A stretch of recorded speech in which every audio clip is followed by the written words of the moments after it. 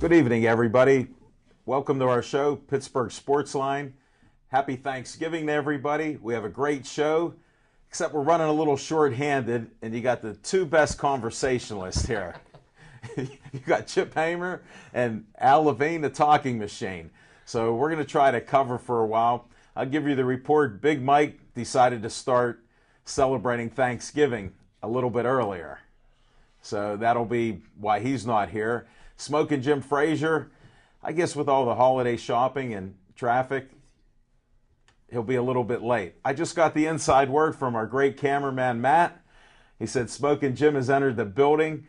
So if we break the commercial after maybe Chip and I start talking a little bit, then we'll get him on board here. So that's a little heads up. If the producers, Devin and Aaron, want to tell us when to go to commercial, we'll have Matt give us that signal. So a little inside talk on a live show, folks, so we appreciate you listening and putting up with us.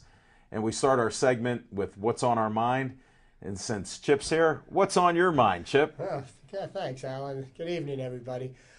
Several things are on my mind this evening, and the first is the commissioner of the National Football League, Roger Goodell, has decided to make more of a mockery out of his ability to adjudicate players, because yesterday he decided that he was going to suspend Ed Reed for repeated egregious offenses as hitting to the head. Okay, because he's a repeat offender and he won't stop doing it, he felt that it was important enough to suspend him for one game before even this past weekend's games were all completed. And generally he doesn't do that until Thursday.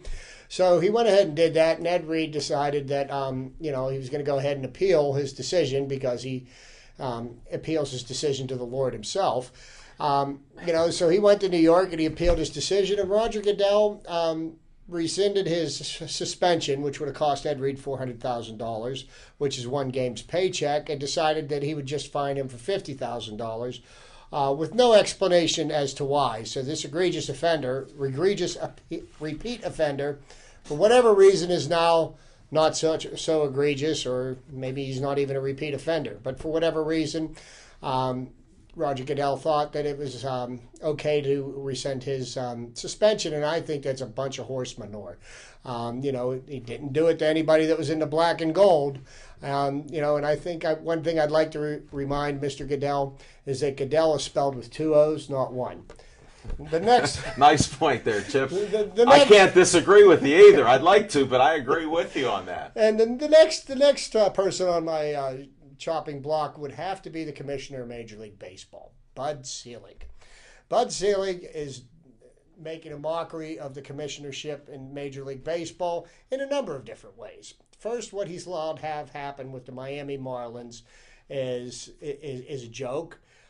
I can't believe that he hasn't stepped in and stopped this from happening. What the Miami Marlins did, and specifically Jeff Loria, the owner of the Miami Marlins, is he pleaded with the public figures down in Miami to help him build him a new stadium, and I will bring you a winner. So he promised them he'd bring in 3 million people into their brand new stadium. So they ponied up and they built him a brand new stadium, and he spent a couple of $100 million bringing in all this high-priced talent. He brought in a proven winner manager, Ozzie Guillen, who promptly decided to alienate the entire fan base by telling the world how much he admired Fidel Castro. Now, the only problem with this is that the Miami Marlins Stadium was built in Little Havana, that section of Miami, which didn't go off well, and all the money that he spent on these players and a manager got the Miami Marlins a last-place finish last year. So what does Jeff Loria decide to do this year is he decides to ship all the players that he bought last year off to other teams, blow up the team completely, and drop his team's payroll down to $34 million for the 2012 season, no, the 2013 season. Now, if you think about that, Alex Rodriguez makes $29.5 million this year. So now the Miami Marlins, whose team payroll is $23 million less than the next team in Major League Baseball, that's going to be their opening day payroll. Now, the team with the next lowest payroll would happen to be the Oakland A's. Now, isn't that amazing how the team with the next to the lowest payroll in baseball, the Oakland A's, could be the same Oakland A's that beat the high-priced Texas Rangers for the West Division title and made the playoffs last year? Shocking. But here's the next thing that the commissioner sits by and allows this to happen. Now, what about the people in Miami? What about the promises made to the politicians down there? What about all those public funds that were used to build a stadium that nobody's going to go to this year? This is somewhere where the commissioner needed to step in, and he said, I'm going to analyze the situation, and he did that for 5 days, and then he said, well, I'm going to let the trade stand, and I'm going to continue to monitor it. Well, great job, Bud. You're doing a great job of monitoring it. The next thing that I'd like to blast Bud Selig for is his drug policy, okay? Because this is another shining example of complete failure on Bud Selig's part. Last year there was 2 players. One of them was Melky Cabrera, played for the Giants, and Bartolo Colon was pitching for the A's. Both of them tested positive for performance-enhancing drugs, and these players didn't even they didn't even appeal their suspensions. They said, I'll take the 50-game suspension. And because it's such a deterrent for them using these performance-enhancing drugs, what's ultimately ended up happening is Bartolo Colon, who made $3 million last year, now has a contract signed by the A's that doubles his salary for this year. And Melky Cabrera signed a contract that doubled his salary from last year. And the problem that they've got here is what these players are using for performance-enhancing drugs, and it raises their testosterone level. And basically it's a cream that can be applied to the skin, and within 24 hours after application, it disappears and it's undetectable. So the players say, okay, oops, I got caught, but that's not going to stop me from cheating. And a 50-game suspension, I'll take 50 games standing on my head because I know when I come back I can continue to do the same thing and I will be rewarded for my cheating. The drug program is a farce. The punishment system should be much more severe. I would think the first offense with the PEDs should be a minimum of a 1-year suspension. And then they should have their salaries frozen. You have to put something with more teeth in it, or even better yet, you get caught using performance-enhancing drugs. How about a lifetime ban? Maybe that would stop some of these players from doing this kind of stuff. And you need to do better testing more frequently, and you can't give them 3 months' notice that they're going to be tested in spring training and then maybe once or twice during the season, because that will just allow them to continue to cheat. So, Bud, your drug policy is a joke, just like you are. I think what baseball needs is a commissioner that actually is going to do something. At least, Goodell makes headlines. I mean, he's judge, jury, executioner, and he's the appellate judge. So he's got a great position that the owners have given him. And last but not least, it's Thanksgiving weekend. And, I used to think back when I was a child growing up and even in my teen years, right around Thanksgiving weekend, you'd always see like the Pitt-Penn State rivalry happen or the backyard brawl. So one of the things that the administrators at Pitt did when, the Penn State series went out back in the early 80s thanks to Joe Paterno. But, Pitt has decided, well, we really don't need to do anything to appease our fans because, we're really packing Heinz Field on a regular basis. So we're going to cut out the most popular game they play every year, the backyard brawl, which went on for 105 years. I used to look forward to watching that game. Even if Pitt and West Virginia didn't do anything like both those teams are doing this year, they would draw some interest, right? And you would put fannies in the seats. But we're not interested in doing that. I think shame on Pitt, and I wish the backyard brawl was back. That was quite a bit, but that's what's on my mind, Alan. I don't even have anything left on my mind. You covered all the stuff I like too, and I'm putting the first vote in. I don't know if your hat's in the ring, but for Commissioner of Baseball.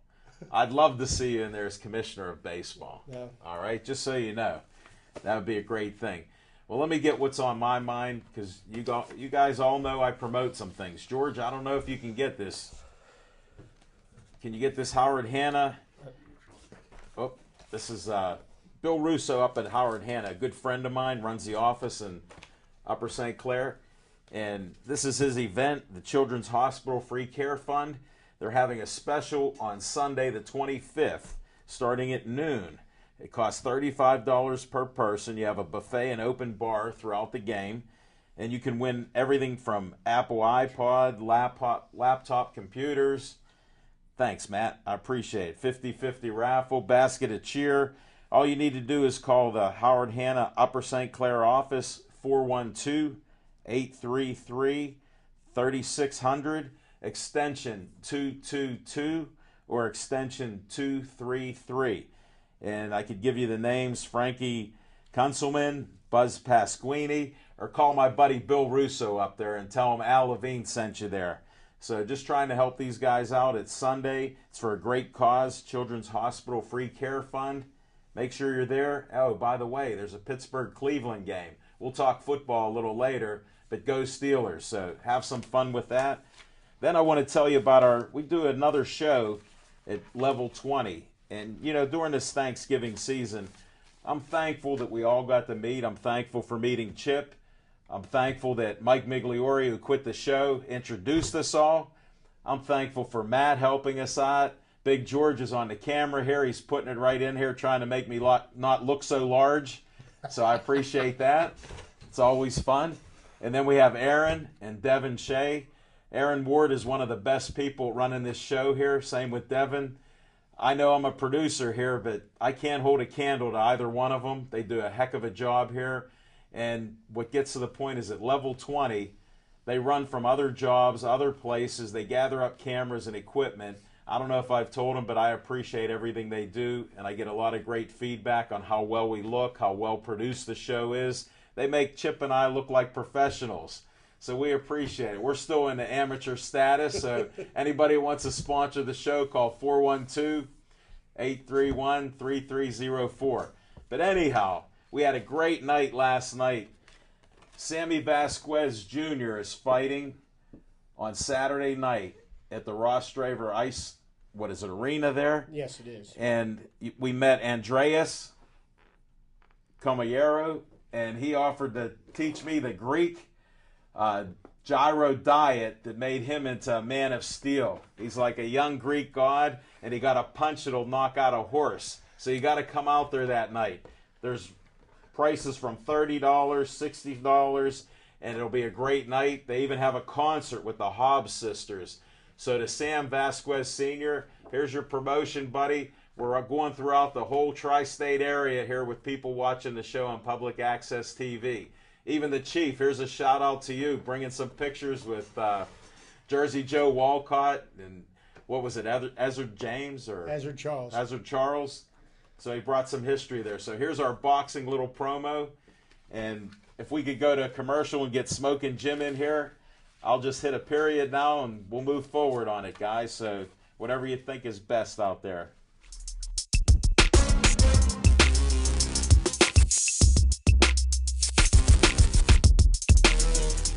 My name's Edward Schmidt.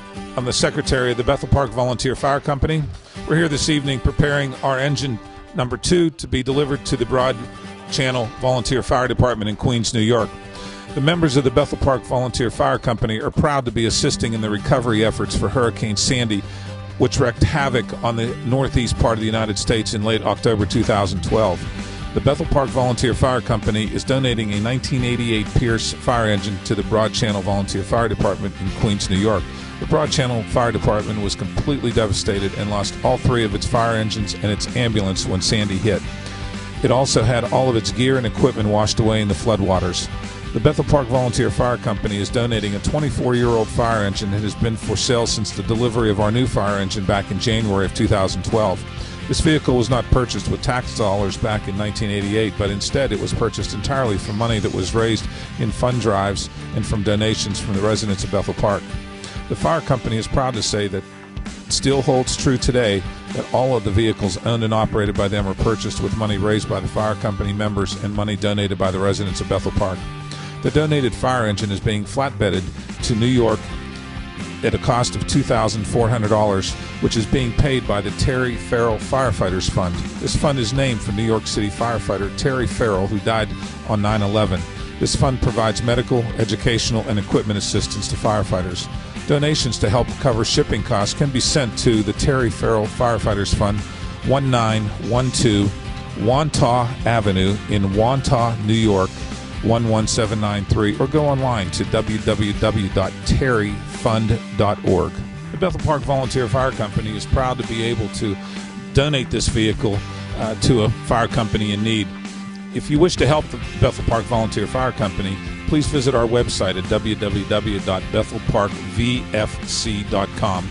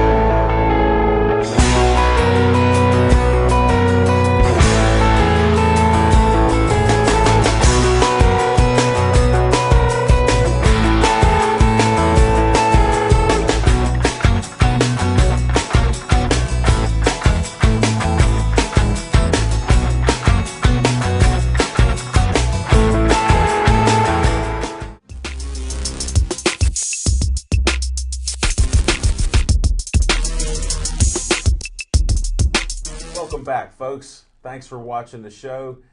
We got our resident NFL scout, Smoking Jim Frazier. He just flew in. He was out of town watching film in another city. You know he watches 6 hours a day of film. Here he is, folks. What's on your mind, Smoking Jim? Hey, thanks. I apologize, Talking Machine and Chip, for being late. I was actually in Munhall most of the day, running late in Munhall, trying to find some people. That's Charlie Batch's hometown, Still Valley High School, trying to find some people that seen him play in high school, and most of the people that seen him play has old timers right now. So, but it was very fun. Just a couple things, and you already hit on it, Al. I tell you what, I want to give a shout out to Aaron Ward and Devin Shea. I tell you what, I've been doing this a long time. What they do for us over in Level 20 is outstanding. I tell you what, wonder what makes those two folks tick. They do an excellent job. Really appreciate it. Wouldn't be able to do it without them. And gotta say a little shout out to Chip's beautiful wife, Stephanie. And I tell you what, she got me spending money on a book. She gave me an author, James Patterson, Alex Cross. I actually seen the movie, but had no idea it was in book form. So I tell you what, I've already read the back and front covers. So if I read a page or two a day, by the end of the year, I'll get through this book. It was very expensive. But, hey, real quickly, Woodland Hills and North Allegheny plays this weekend for the championship. And both of those teams are the top two teams in the state. How I know it is because both of them beat Gateway. Gateway is probably the third best team in the state. Gateway doesn't lose to a Texas A&M, a Baylor, a Stanford. They're not losing the teams they shouldn't get beat by. So it should be a great, great game. And as I promised Chip yesterday, I got to give my Woodland Hills story. It's 25 years of Woodland Hills. Woodland Hills was first year was in 1987. That was the year I had two brothers that were great, great running backs for Gateway. One of my brothers was a running back on that Gateway team. Back in 87, Gateway was ranked in the top 10 in the nation, USA Today.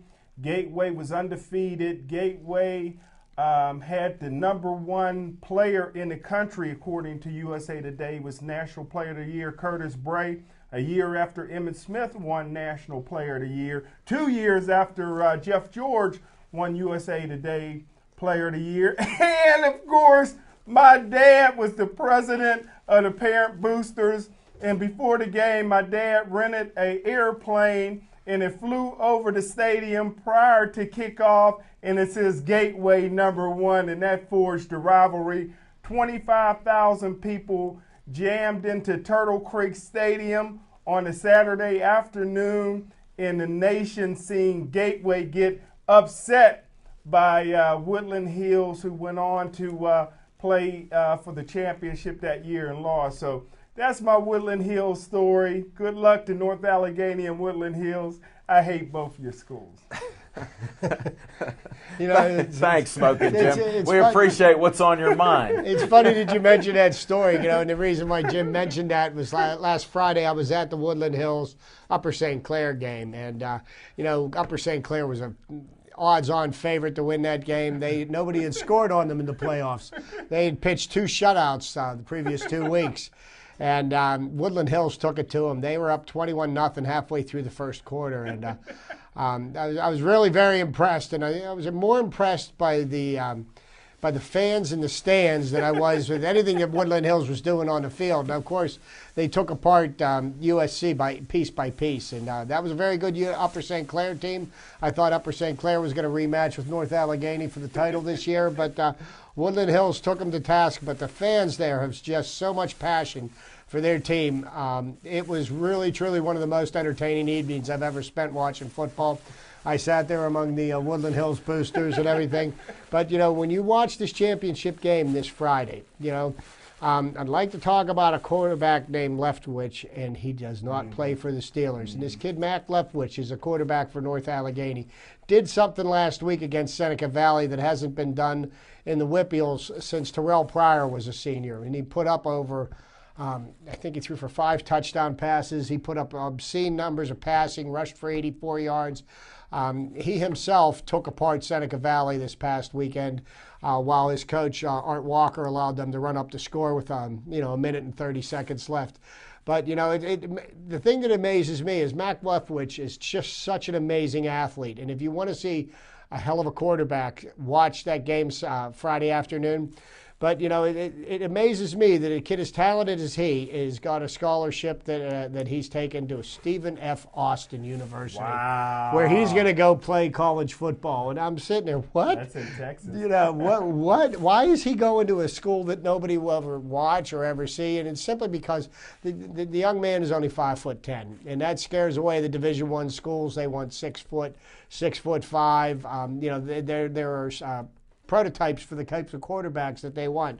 But, you know, again, it amazes me because this kid has done nothing but electrify crowds and win football games his entire career. And, you know, I kind of wondered, why didn't Pitt recruit this kid? But then again, I guess Pitt doesn't want a winning quarterback. No. Do you know who his dad is? No, I don't. His dad was the one of the offensive coaches for Pitt a year ago. Which moved into the North Allegheny system as a junior. His dad is now followed Graham to Arizona State, and but Leftwich, I guess he was able to stay behind and pay the mortgage himself. Well, it might be 18 years old, right? But even at 5'10", even his daddy don't want him at Arizona State. He got to go to Stephen F. Austin. But like you said, he had a great 2-year career here in Western Pennsylvania. Yeah, well, at least this Leftwich doesn't trip over the goal line and break his ribs. We'll talk Steelers in a little bit here. Matter of fact, we may get warmed up right now. Smoking Jim, you ready to talk Steelers? Because we do have to announce to people that, you know, I always call Chip the Prophet Hainer, but you sort of predicted this guy that's signing with the Steelers today, right? I'll let you, I'm not going to steal any of your thunder. Well, the Steelers are, they really want to go 8-8 because they signed 2 players from Michigan State today. Brian Hoyer, a below average quarterback his entire career in college and far below average in the NFL. And my man Plexico Burress, who should have been signed way back in training camp. So Plex is in great shape. He's ready to go. He was Ben Roethlisberger's best friend. That's why they got rid of him. They had to break up him and Ben. But Plexico Burress was signed today and should help the Steelers out a whole lot because one thing you can't teach Chip, and that was height. He's 6'5", almost 6'6". Well, You know and what? I That's think, brilliant. and I'll tell you what, I think the purpose for bringing Plexico in is in the red zone. You're not going to be looking for him to stretch the field like you would with a Mike Wallace. But I'll tell you what, you get the ball down in the red zone, and you know, Plex can run a flag pattern, he can run a post pattern, he can actually catch the fade. You know, you just toss the ball up there, and he's proven it time and time again. I actually think it was kind of a smart move on the Steelers' part. When are we going to start? When are we, Al, going to start getting some criticism? Like I said, I like Bruce Arians. Bruce Arians did a great job last year of keeping Mike Tomlin's mouth shut. Mike Tomlin didn't make all the blunders that he's making with Haley. How in the world does Haley throw the football 39 times against the Baltimore Ravens when you got a quarterback with 2 broken ribs and a bad shoulder after the 3rd play of the football game? That's inexcusable in that coaching staff. It's real easy, Smoking Jim. When you're a player's coach and you're their friend, that's what you do. And that's how simple it is. Well, I can tell you this, historically, if you look at Steeler teams of any era, anytime a Steeler team is throwing the ball 39 times, they're not winning a lot of those games. The Steelers, their forte has always been running games. If you see a Steeler quarterback throw between 20 and 25 passes a game, there's a better than average chance that we're going to win that game. When you got somebody out there throwing the ball 39 times, that's, it doesn't make any sense to me. And now, what was the Steelers looking for? A little bit of that old black magic? They were looking at it. They had it on that first series. Then, how do you explain this? That field looked in pretty good shape, but then there was an old ghost that come up out of the field and tripped Byron. And then, how do you fall down and break your ribs when you hit your shoulder? I mean, there's a conspiracy written all over this thing. And then, how do the announcers throughout the game, and you know how they miss almost everything, they're saying, boy, he looks uncomfortable. And then he's grabbing his rib. He's grabbing his arm.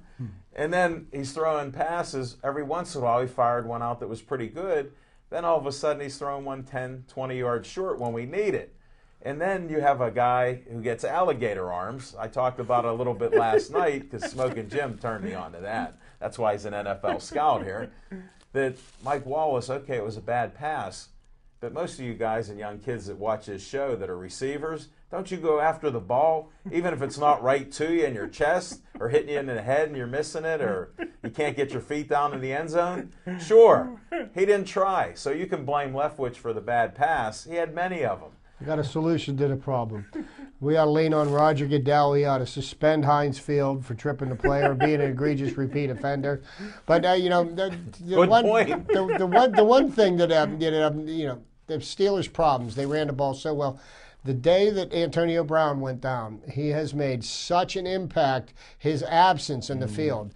Mike Wallace, he made that nice catch against the Giants, and you're thinking, okay, maybe this is the Mike Wallace that we've seen, 2.5 years ago. But apparently that was just a hiccup or something. It was an aberration. But Antonio Brown, he was the team MVP last year, and ever since he's been gone, it's amazing that the running game, isn't as effective, and it's because he's not stretching the field. They're stacking the box and they're shutting down the run. And Mike Adams may be a great run blocker, but somebody needs to teach him how to pass protect. It's not going to happen. There's a gentleman sitting at the table that called him soft. Luckily, he got a steak dinner there before they didn't throw him out this year. But anyhow, Mike Adams, when you watch him, it's almost dangerous to him and any other guy that's coming over to block the horses coming in because they got a full head of steam. And, it looks like somebody's going to get killed, a running back, a quarterback. And if you're going to throw the ball 40 times, you're going to lose one of the most effective parts of your passing game because Heath Miller is no longer going to be able to run patterns. He's going to come back and watch Mike Adams' side, to help chip down because I tell you what, Mike Adams got owned by, what's his name, Kugler? For the Raven Kruger. Freddie Krueger Jr. Yeah, he absolutely owned Mike Adams. And, his pass blocking skills need a lot of work. I thought, maybe watching the first few games and all the run blocking he was doing, that maybe Marcus Gilbert may not make it back on the team, but he does looking like a better option as time goes on. Marcus Gilbert isn't that much better, but I still like the blocking and tackling the offensive line does.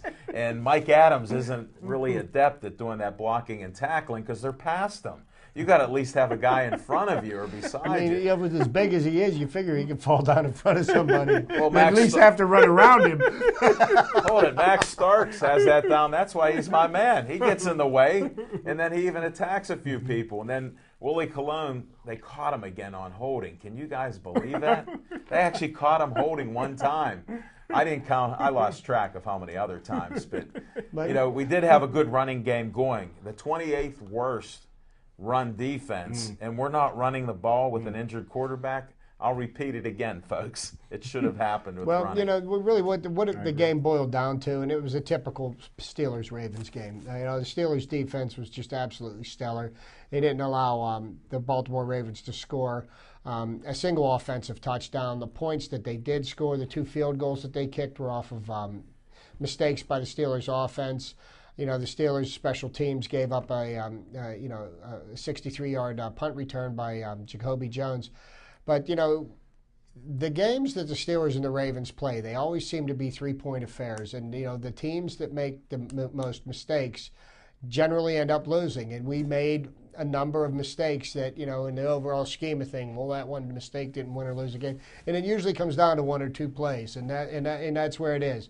Willie Cologne's holding penalty, that killed us. You've got a couple of fumbles, and that's all you need. These teams, that's really the big difference. There's probably 2 or 3 plays in the game.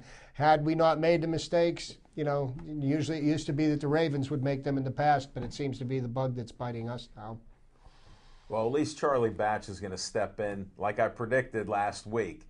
All of you that watched the show, you heard me say that Leftwich would start and get hurt. I didn't know it'd be on the first play, and I thought that Tomlin would have the intelligence to pull him out of the game. Charlie Batch was wearing a uniform for the first time this year. He looked good in the uniform from what I saw, but he wasn't quite warmed up. That's who should have been in there. And that's what we need. We need those dink and dunk passes. With Plexico there, you're forgetting that was 6'5", 5 yards away from the line of scrimmage. How hard is that to play pitch and catch if you're 38 years old? I want that against Cleveland. And I tell you what, I got to talk to my good friend Eric Metz, another Gateway graduate, who is the agent of Mike Adams. And I have to ask Eric Metz, what's the over and under? How many plays until we get to see Brian Hoyer play quarterback? Because Charlie Batch is a brittle brother at 37 years old. Well, and I know Charlie has, taken his lumps, and, there's a reason why he hasn't been a starter for a long time. But I think the only advantage that Charlie Batch gives the Steelers over Leftwich, Byron Leftwich, is the fact that he's going to get the ball out faster, and he's going to have to because, with Mike Adams not providing any passing protection on his backside, if he doesn't, he's going to end up with 4 broken ribs. Well, you know what? With Charlie there, the one nice thing, he doesn't telegraph his passes, okay? When you're watching a game with Leftwich, you know what he's doing. Those defensive backs, you can see him ready to pounce on them with that. And that'll be a little bit of a difference. He does know the offense. Look, he's helping the coach, so they say, with the quarterbacks. Whether it's true or not, Smoking Jim, I don't know, because there's no youthful quarterback. Oh, wait, we do have one now. And he'll be playing. Hey, listen to you. Thanks for watching the show. Smoking Jim told you about that. He's one of Belichick's cast-offs. Yeah. 3 years behind Brady. But hey, we've spent a fair amount of time on the Steelers. And Well, before you go to something else, you think there was any chance the Steelers was going to call Hines Ward to come back and help out? Because No. I think NBC could have spared him. No, because you know what? He's so valuable. The 1 minute that he has on air, that is so valuable. It's worth millions, I'm telling you. And I'll be honest with you, Hines is perfectly okay carrying a microphone. You know what? He's away from the game now, and I think he's happy right where he's at.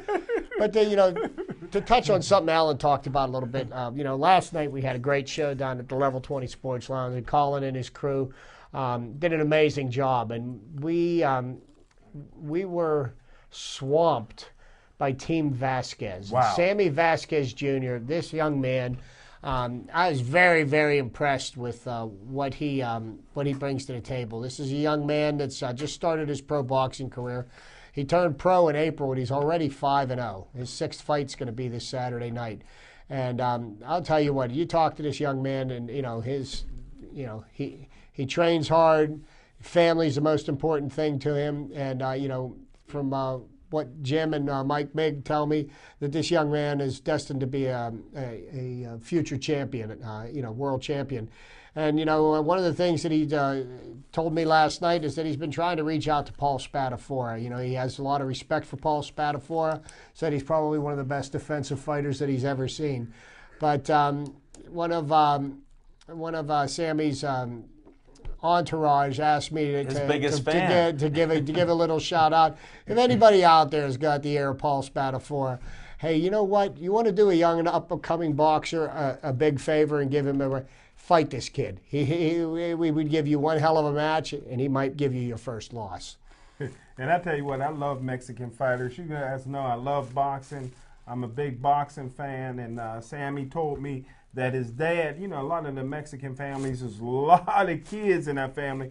Sammy's dad had 14 brothers and sisters, and they grew up tough fighting over that last bowl of refried beans. But I tell you what, if you watch any HBO, you watch any Showtime, any of the boxing, right now the Mexican fighters is really getting it done on a worldwide level. So Sammy Vasquez, been watching him ever since he was amateur. Tough, hard-nosed, got a lot of pride in his heritage. And I tell you what, Paul Spadafora is an old man right now. And I, for one, don't want to see those two fight. Those two are legendary Pittsburgh fighters. I like to see the Pittsburgh fighters go ahead and beat people from other states and other nations. But don't you think, with somebody like Sammy, to get himself on the national spot, he's going to have to fight somebody with a name. And, people that watch his fights, I notice a tendency in the boxing game these days is that nobody wants to fight anybody that's any good. Everybody wants to duck the good fighters, and give this kid a break. Let him earn a living for his fiancée and his two young children. But I tell you what, like I told Sammy, his entourage is going to grow when all the brothers from Menneson get out of jail that he grew up with. But, hey, listen, I'll be with Paul Spadafora on December 1st at Mountaineer. Paul Spadafora is fighting on Roy Jones Jr.'s promotion. I tell you what, I'm going to be out there. I'm going to be hiding all the liquor before the fight. So Spadafora don't have any temptation. But afterwards, we're going to have a lot of fun at the after party, because if anybody knows how to party, it's the Pittsburgh Kid. Hey, is Al McCauley still managing him? No, Al McCauley is, next time you see Spadafora, it will be in the court system. Spadafora is still under contract, but he left Al McCauley to go with the Yankellos and Roy Jones Jr. So it's an ongoing thing. Stay tuned in the court system. I tell you what, because Al McCauley wants his money, and Mike Akery, who used to be the promoter. So Paul Spadafora didn't realize that your contract has to expire before you sign a contract with somebody else. But this is his second fight with Roy Jones Jr. Promotions, TNT Promotions. So you're going to see Paul Spadafora. You're going to see a bench warrant for Paul Spadafora. Hey, Smoking Jim, soon. do you think maybe he's following what the college coaches do? Because it doesn't matter what kind of contract you have if you're a college football coach. We've talked about that many times. Maybe he was just misled. He's watching our show and TV and the sports out there with football. He just thought he could do that. Well, like we always talked about before, he's from McKees Rocks, which is Stowe Rocks High School, and most of the kids from Stowe Rocks can't read. That's not a public announcement, folks. But we appreciate that. And since we're still talking boxing, if you can't make it to this fight on Saturday night, go to Pittsburgh Sportsline at level 20 on Monday. Next Monday, we'll be there, and guess who's going to be there? Sammy Jr. is going to be there. We're going to have Andreas the Greek come in because he's going to win his first fight. We didn't even touch on that. This guy is a young Greek god that eats gyros. They have 6 gyros companies around, so you can frequent it. We got to meet. They're not sponsoring them yet. When they sponsor us, then we'll tell you the name. I've already been told I can try one of their gyros there. But come to Pittsburgh Sportsline at level 20. Get the $7 burger and fries. Thanks to Tracy and Colin. They put on a heck of a meal. People were eating wings. There was so much food going on. And then we have a tradition where there's almost a birthday every time we're there or we're celebrating something. So the Vasquez's daughter, Bria, she had her birthday there. They had birthday cake, 18th birthday. So there you go with the Vasquez. Great family. They need some help with promoting and sponsoring this stuff and getting the word out. So when you watch this on YouTube, spread this around about Sammy Vasquez Jr. He's a future world champion. That's what's been predicted of him. And he's a great person, great fighter, and he works out and lives in Colorado so he can train in the mile-high conditions up there. So think about the dedication that he has, folks. And he's a Pittsburgh guy here. He'll be the newest coming of the Pittsburgh kid here. A good kid, actually. Well, I tell you what, you guys want to see family and friends come out. You've already seen it. We already seen it, Al, you and I, with Sammy Vasquez. But I tell you what, if anybody can outnumber him as far as family and friends, it's the Greek. I tell you what, when he was fighting amateurs, you didn't know that there was that many Greek people still in southwestern Pennsylvania. They come out, they love it. I tell you what, Andreas goes to the body like Rocky Marciano. But I tell you what, back about 3 years ago, you guys probably remember, on a sad note, on St. Patrick's Day, we had a Golden Glove match. Andreas had a third-round knockout. I think the guy is still down. But his cousin went to the south side. I don't know if you guys remember, got real drunk, and he was the one that the police blew away in his car that time. That was his cousin. Okay. And I know what you're talking about. I remember that. But they used to come 300 strong, man. Very supportive of Andreas, and same way with Sammy. So, yeah, come on out and check them out, guys. Level 20, 7:30. Chief, you know to come out there. Bring some friends out there. Bring some of the Post-Gazette guys that I know. They can come and talk. Maybe we'll interview them, and I don't want them talking about me, because then these guys will hear some more stories. And hey, come down to the Level 20 next Monday, and then again next Tuesday night while we're here. Smoke and Jim will give me the report back from Heinz Field. That's right. I mean, one of the things that I'm really kind of a little distressed about is I will be leaving to go out of town Friday morning to go visit my mother-in-law in hurricane-torn New Jersey. We're gonna go visit and maybe help out there if we can, my wife and I. But hold it, stop in North Wildwood. Say hi to Hope. Say hi to my sister Hope. Yeah. The brother-in-law's out there drilling oil and gas, so he can't be around. She may need a little help. Jim will be down at Heinz Field on Friday for the Whitfield finals. And there's going to be a lot of compelling games, a lot of storylines. You got North Allegheny and Woodland Hills. And North Allegheny's going for their third consecutive Whitfield championship. Will be the first time that's happened, if it happens, in the Quad A. Personally, myself, I'm rooting for Woody Hills. I like the underdog in this matchup. You've got Tyler Boyd and the Clareton Bears set to break the state record for consecutive wins. They've got 59 in a row. They tied Central Bucks West, who set the previous record at 59 consecutive wins. This will be win number 60. It will be a state record for Pennsylvania. Another state record that may fall, a freshman running back that few of you may know about runs for the University of Pitt, because they don't really play him.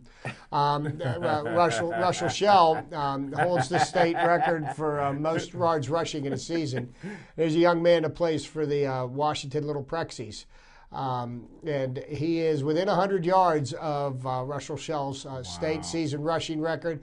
The young man's got over 2,600 yards rushing in 12 games. That's huge. Last Friday night in the semifinals, he rushed for 293 yards and 4 touchdowns. That is absolutely amazing against a very strong South Fayette team. Now, I believe Washington's going up against Aliquippa, and Aliquippa is a very, very strong team.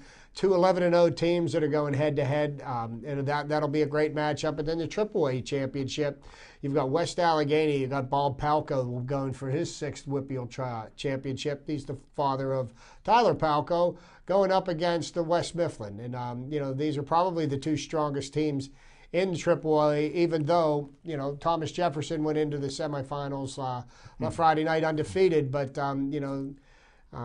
brighter minds than mine picked them not to make it that far. They didn't think that they were that strong of a team, and it was a head scratcher for me, because how can you not be that strong of a team when you're undefeated? But apparently somebody knew a little something more than I did, because West Allegheny beat Thomas Jefferson last Friday.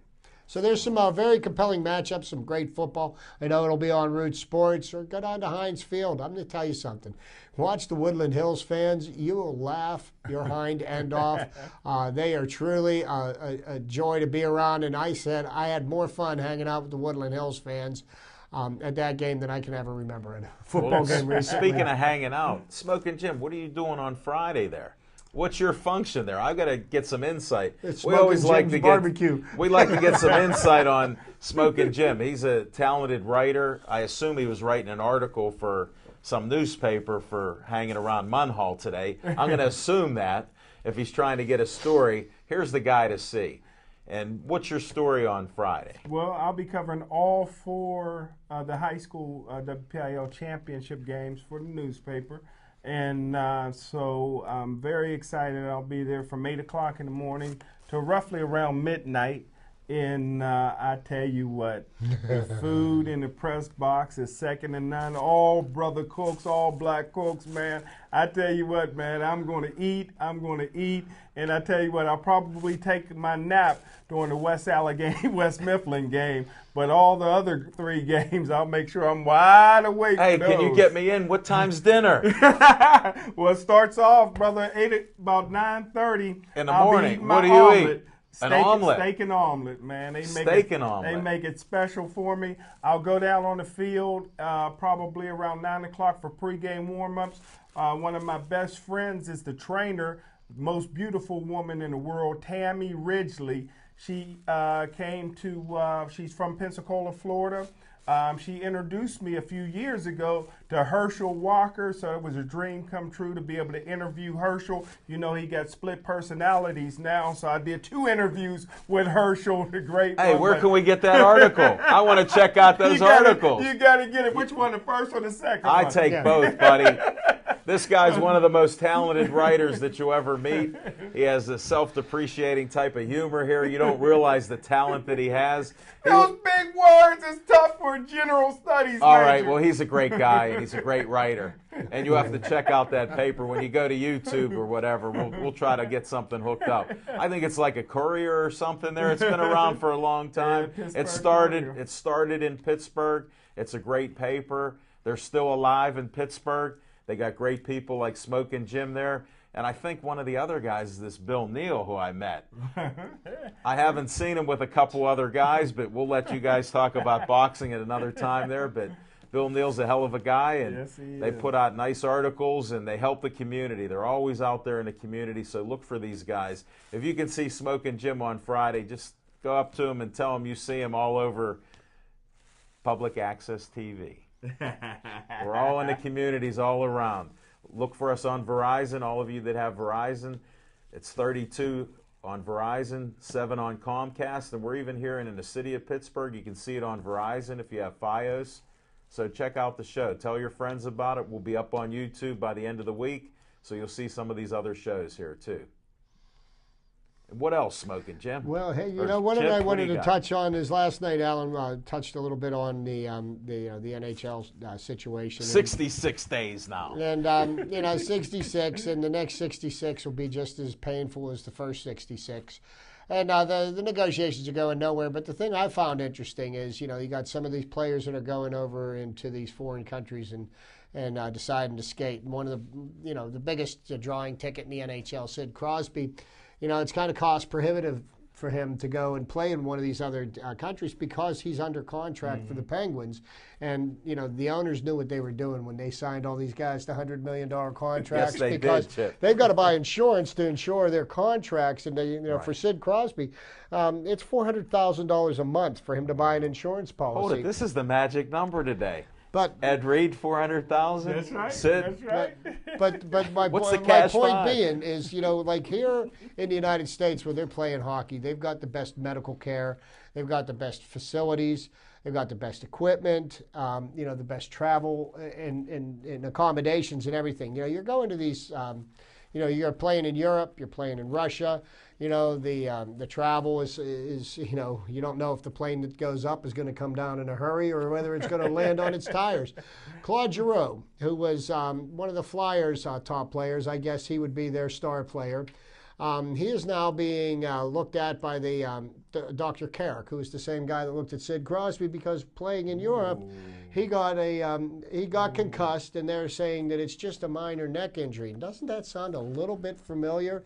And so here's a guy who had, a contract here. He puts his life at risk. He could have put his entire career, because you're over there and, you've probably got doctors you don't even understand. They're not speaking your language, nor do they have the facilities that are available to them here. So, you're putting not only your career at risk, you're putting your life at risk, because, you're doing this to get, a little bit of money. And is it really worth it? And, does the NHL want its premier players going into these other countries and becoming permanently injured and not being able to bring a better quality product here to the United States? So, I want to tell the owners, I want to tell the players, find a way to come to a compromise. Do it soon. You're hurting the industry. I'll tell you when this strike is going to end. When the corporate sponsorship decides to start pulling their money from the owners, that's when the owners are going to blink, because these people, they pay millions and tens of millions of dollars for these luxury boxes to wine and dine their corporate clients. None of that's happening right now, and they've paid all this money into these teams, and they want some return on their dollar. They're the ones that are going to put enough heat on the owners to force them to come to a compromise. Yeah, but Chip, you're forgetting one of the points. They just signed a TV deal. They get paid that money whether they get it or not. So what will happen is there'll be another year of a TV contract that the players won't get any of that money. So this is part of their strategy. These owners are very smart. Most of them have other businesses. They're not like us. We're trying to figure out what 1 + 1 is. And Smoking Jim, you're the college-educated guy here. I'm not going to insult you and ask, but that's part of the problem. It's pure negotiating. They thought they had the upper hand. Whatever they're losing, they're going to lose, but the players end up losing too. Strikes don't help anybody. I've been through them myself. We're not going to tell those stories, what happens but when everybody loses. What happens when Consol Energy decides to say, you know what, I'm going to stop writing the checks for you guys. Here, if they don't settle this shortly, see you in the summer, see you about June or July. They'll have a nice little signing deal. It'll happen. They've done it before. This is historical. Yeah, here. and you know what? And the third time that this sport is going to have, I lose a season. This is the third time they've had a lockout. I mean, they're never going to get the thing that makes the NFL work, the thing that makes Major League Baseball work, is they sign multi-billion-dollar television contracts. Hockey is always going to be a regional sport in the United States. They've got this. They tried to spread this game into Florida. You know what? The only ice you find in Florida is in drinks, okay? I mean, why are you trying to move the game there?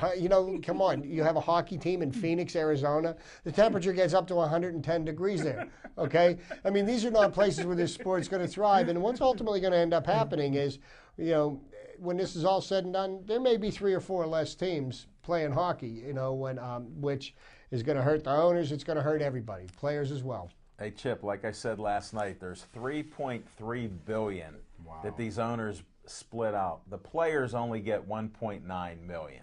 Okay, and I know that's only. And there's a wide variance of what they're negotiating about. $700 million in hard costs, then another $700 million that who knows where it goes. But that's their business. My thing is, when you're telling players, here's what you have to take, the owners could have presented all this when they first started. They did not. None of that matters. Here's what they need to do: play hockey. Okay. Well, all this other stuff, I don't care. Okay, get out on the ice, play hockey. Let's quit all the. They're not going to do it. Stuff. I want to use flowery language, but I'm going to refrain so they don't have to censor me. No censor tonight there. You have any pirate thoughts here, Chip? We haven't covered pirates yet. Well, there's not really much to talk about right now. I mean, there's not a lot happening, and people can complain, well, the pirates aren't spending any money. The pirates are going to spend money, but, spending money isn't the solution to all the problems that ail the pirates, because you look at the teams that spent hundreds of millions of dollars last year, and what did they get for it? Let's look at the Miami Marlins. It's a fiasco right there. There's plenty of other teams. They're going to ultimately end up spending money, but they have to spend money on people that are going to fit into the team and fit into the plan that they have moving forward. And, I look at what's out there on the free agent market right now, and, the free agent market is just such a crapshoot. And I don't see anybody on as a free agent right now that I say, you know what, if the Pirates sign him, we're guaranteed to win 115 games this year. It's just not out there, because what ended up happening this year is most of the top dollar free agents got re-signed by their teams during the year, so that they never even became on the market, and they're locked up. So right now, November 20th, there's not a lot to talk about, because there's not really a lot going on. Maybe in another month or so, we get into January and the winter meetings are done, we'll see something happening. But I do predict that there will probably be some type of a trade, and the Pirates will package up a number of prospects, or maybe somebody off their roster to get, they definitely need to do something to upgrade their pitching staff. Michael McHenry, they seem to be, we all know he's not the catcher of the future, but catchers are few and far between. There's 2 or 3 real good ones, and then there's a bunch of also-rans. So, there's plenty of problems that the Pirates need to address, and, I think they'll do it, but they're going to do it in their own good time. That sounds good. Hey, we didn't touch on Penn State. McGloin, we were sort of beating him up last week for throwing his players under the bus and all this other stuff. And look, he's Offensive Player of the Week. Like I said, he's a young kid. He got good coaching where now he's a quarterback. Maybe he'll even be able to walk on as an NFL quarterback. Who knows? But he did play a heck of a game. He almost set a record. He had 395 yards passing. That performance, I was hoping they'd give him a chance to break the record for how he's been maligned and how Penn State's been, beat up about that. He did a great job of bouncing back. And I'll tell you what, Bill O'Brien, and in my book, that guy deserves to be Coach of the Year. But I know what they're going to end up doing is they're going to give it to Urban Myers, because, Urban Myers on a team that can't go anywhere this year is undefeated. Which kind of makes a little bit. I think really 2 of the best teams in the Big Ten right now are the 2 teams that are ineligible. And unfortunately, neither of them are going to get a chance to play for the title. You look at the Wisconsin team; they're going to win their division and play for the Big Ten championship, and they're behind Penn State and they're behind Ohio State as well. So. And Ohio State and Penn State, they were sanctioned, deservedly so. They got to take their medicine and, Except for the wins in the free report, but I don't want to argue about that. But I did want to bring up a point. We touched some of this last night, and I wanted to bring up, I think Notre Dame's going to win out, of course. It's easy. So will they still be ranked number 1? And will they play in the championship? And we don't need to get in all the BS and BCS. Well, you know what? Here's what I think is going to happen. Just as a thought here, because Notre Dame's got 1 game left, and they're going to be playing against USC, and USC is not going to have Matt Barkley playing, which is their star quarterback. So more than likely, Notre Dame's going to beat USC. Now, Alabama is going to play Auburn this week, which is their biggest rival, and Georgia's playing Georgia Tech, and Oregon's playing Oregon State. Keep it short, Chip. We're running out of time. But Notre Dame's not going to play the following week, and Alabama's going to play Georgia for the SEC title. So I'm going to say a one-loss team is going to leap Scott. All right, well, you guys are on the record that you think Alabama will be number 1, Notre Dame will be number 2, or another? Yeah, an undefeated Notre Dame will be number 2 over Alabama. Hey, that's what I'm predicting. Happy Thanksgiving. You just got to heard from Chip the Prophet Hainer. He's predicting, and that's an O at the end of his name, not an E if you're reading the things. Smokin' Jim Frazier always provides his fiction and fact from Smokin' Jim's Almanac and other insights. Go up to him on Friday in between meals. This is Al Levine, the Talking Machine. Thanks for watching our show. Happy Thanksgiving, everybody. Drive safely.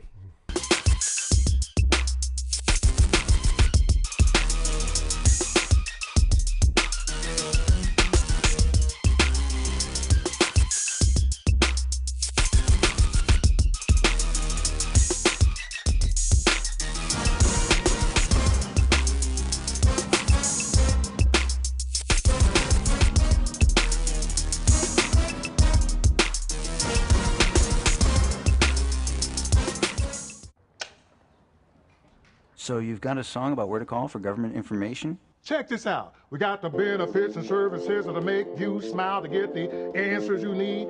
Put us on speed dial. That is gold, Your Honor. 1-800-FIT-INFO.